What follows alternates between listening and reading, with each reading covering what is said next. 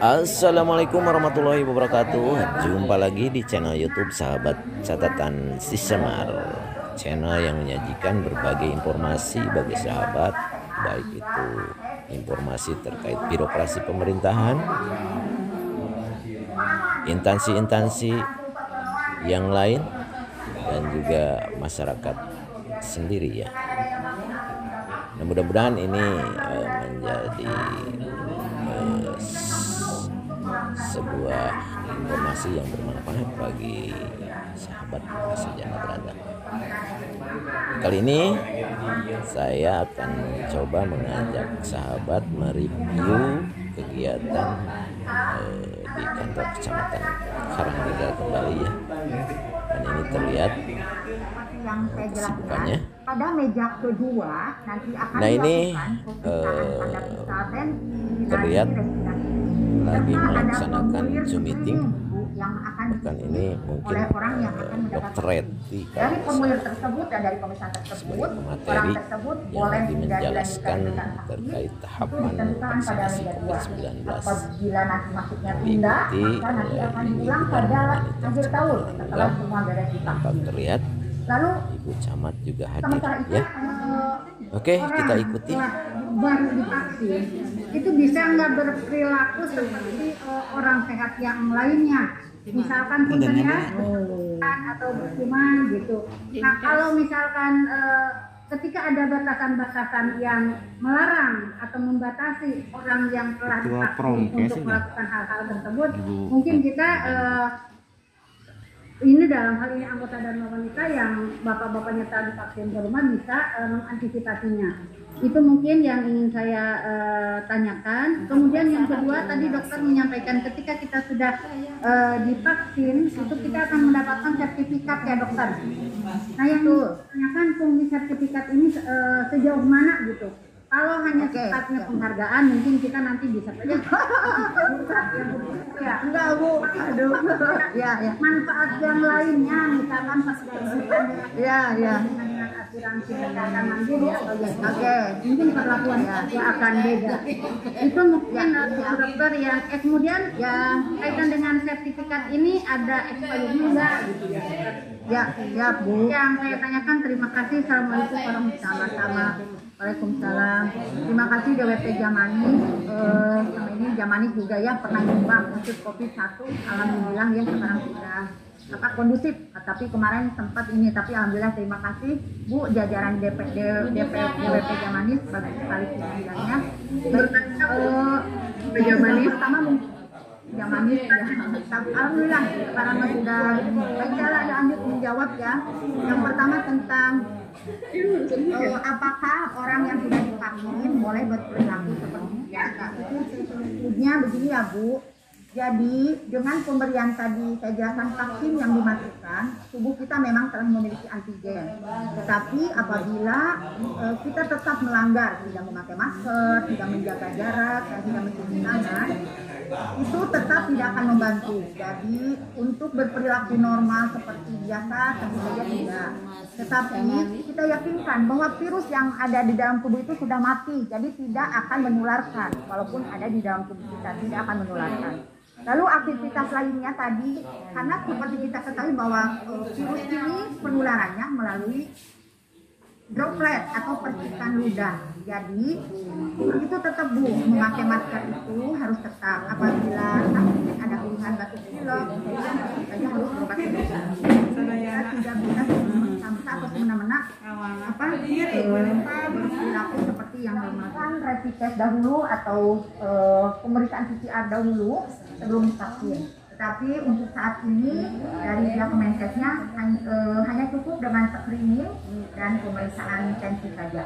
Mungkin itu Bu. Jadi akan dilakukan pemeriksaan nanti pada meja 2. Jadi pada saat pelaksanaannya ada 4 meja.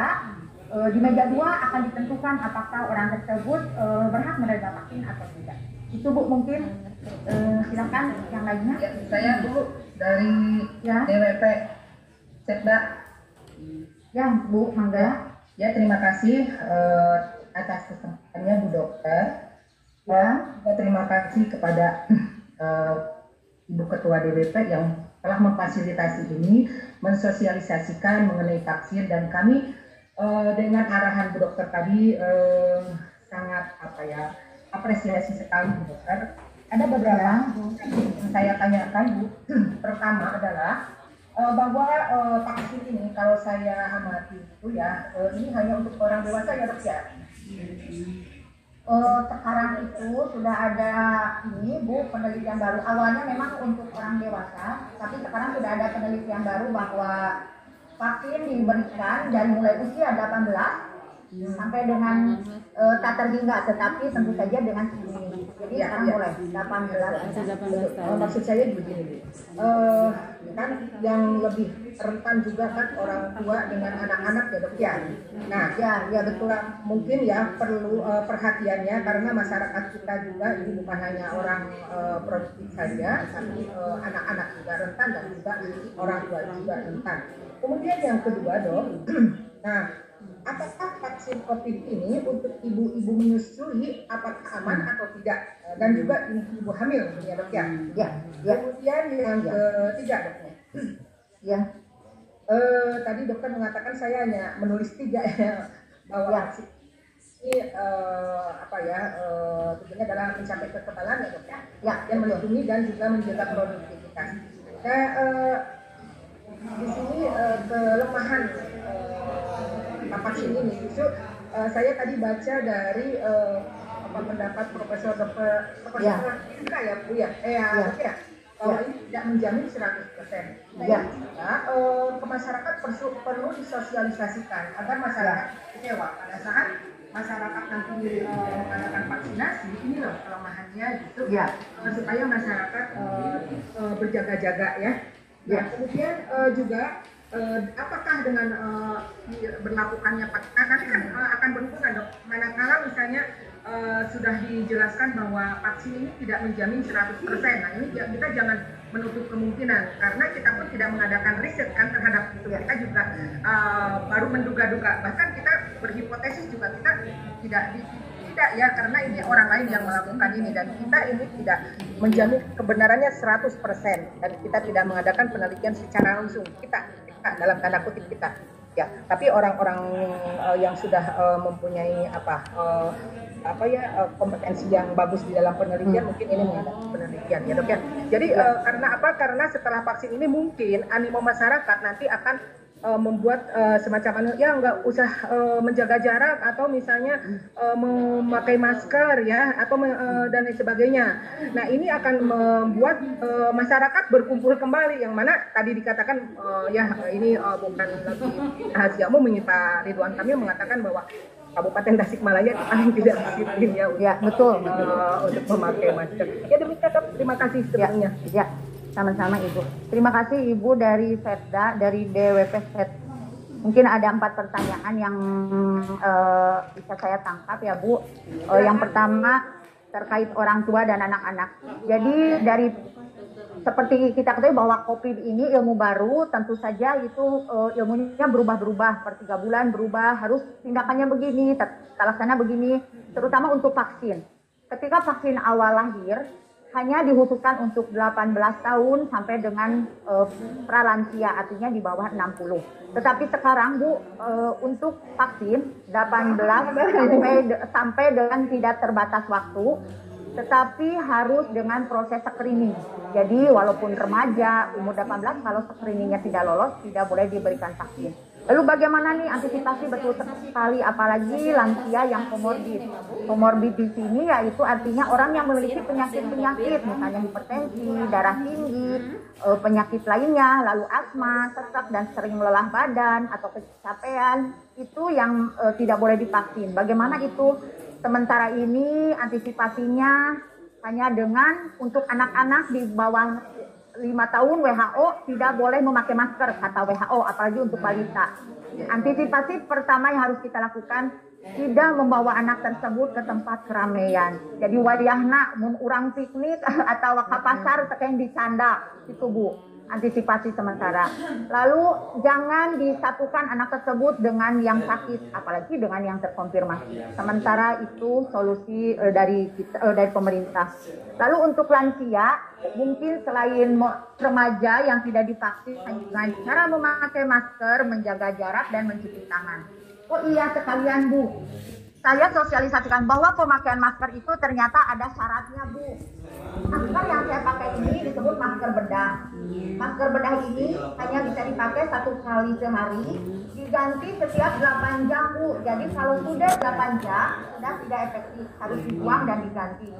Lalu untuk masker kain yang sering dipakai, juga saya pernah pakai, itu hanya boleh dipakai selama 4 jam Bu. Jadi setelah 4 jam itu harus sudah diganti. Jadi sehari kita harus bawa masker selama sebanyak 4 atau 3. Seperti itu sekalian saya menjelaskan. Jadi antisipasinya gitu. Untuk anak balita tidak boleh dulu dibawa ke luar kota, tidak boleh dulu dibawa ke belanja atau kemanapun. Itu solusinya. Lalu untuk ibu hamil ya Bu, ibu hamil sementara ini tidak boleh dulu divaksin. Seperti itu. Gitu pun ibu menyusui. Karena ada beberapa penelitian bahkan baru keluar hari ini bahwa ibu hamil sementara ini tidak dulu. Jadi menunggu melahirkan dahulu.